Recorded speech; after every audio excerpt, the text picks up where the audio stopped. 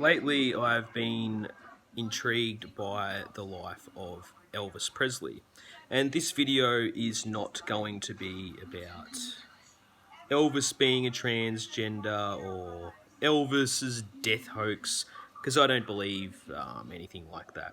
This is simply just a video about this guy's life he allegedly lived. And ever since I was a kid, seeing those, seeing what the media were doing to him by not allowing him to show the world his true talent, and they were censoring his hips on TV. And then he goes to Vietnam and has to cut his hair, and all the girls are crying, and I always found that really unjust. And then you get into his actual life, and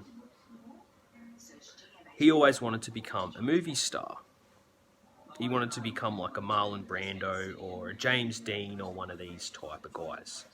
He wanted to be taken seriously. Instead, he gets hooked up with this manager, and because he had already made his money through singing, and he had the looks and whatnot, he's put in all these really cringy, silly type, cheap quality films, which he manages to pull off, because the guy, a lot of people say he wasn't a good actor, but if you watch these cheap roles that he was putting in these movies, as corny as they are, and you can tell the guy had good acting skill. And he's very witty in his interviews as well. He's actually a pretty bright guy, and with a lot of charisma. There's a reason he was as big as he was, and as adored by so many people as he was. He becomes frustrated that he's not being played in more serious roles and becoming the film star that he wants to be. And I put it down to poor management. They're selling so big because his manager believes without them being musicals, then they are going to fail, which isn't the case, because his manager undermined Elvis. He didn't see the potential and talent that he had. Okay, he's only thinking of himself, because he's earning 50% of his money the whole time. And he thinks if Elvis isn't in the role what people are accustomed to him being, then he will fail. When he would have been even bigger, because you go back and look at those movies and they are rubbish films, but Elvis made them big. Or in a way, he made them tolerable for the scripts being so poor, and the quality of the films being so poor. People are just watching him because he's got the looks, and they love him because he's Elvis, but he's not the Elvis that he ever wanted to be or could be. So it is quite scary when you think, as big as this guy was, he was only a fragment of what he should have been. Okay, he was just basically humiliated in many ways and made out to be worse than what he would have been had he not even attempted. All right, he was just paraded around like a circus freak, and then you start to wonder, how much control did this guy actually have over his life? His manager stated that Elvis done what he wanted. No one told Elvis Presley what to do. Well, if that's the case, how come he didn't go overseas and tour Europe and Britain and go to all the places he wanted to go?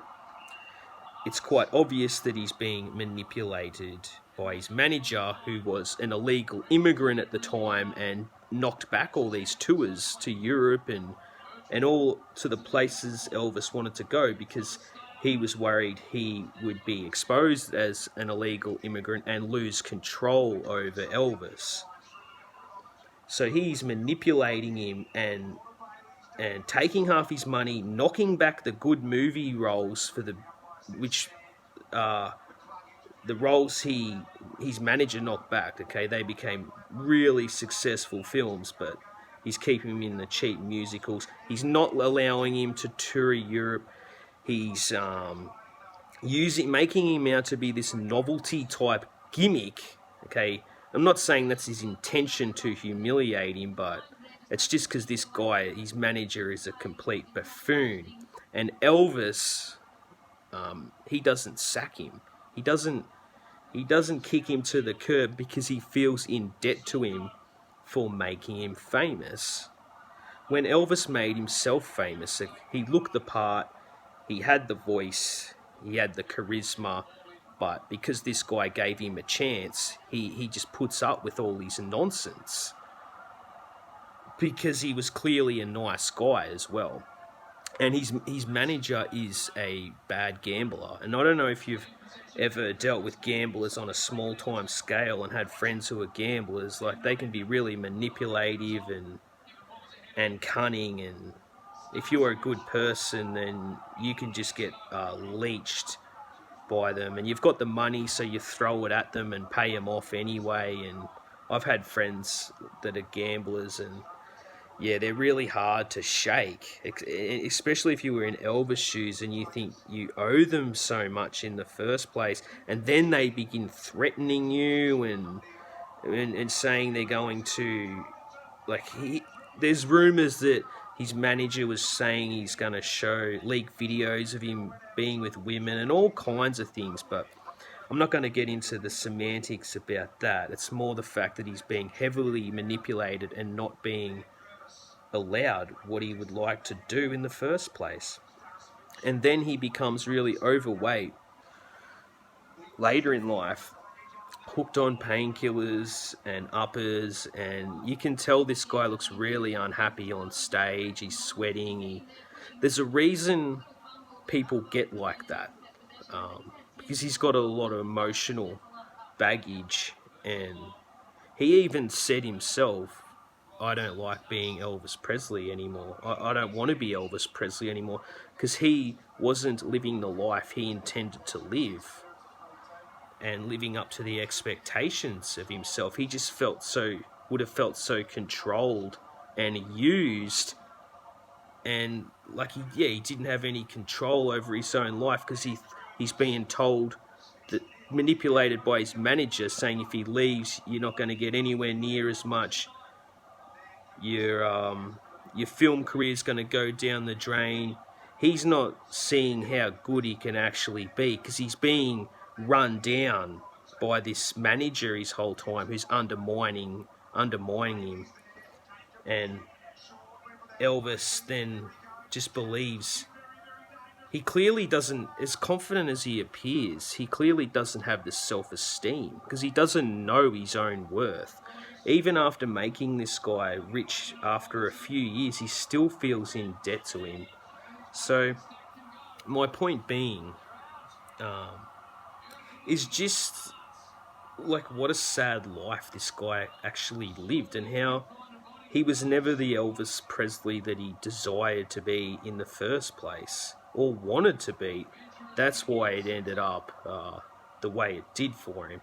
And for me and you, sitting here, right, we can say, oh, look how good Elvis had it, look what Elvis done, when it's just not a true representation of what the guy was. If Quentin Tarantino done a movie on this guy, he could spin it like it was just this young guy with good looks and a good voice who was just used and abused and turned into some gimmick until he become overweight and died, and it would make a really good tragedy.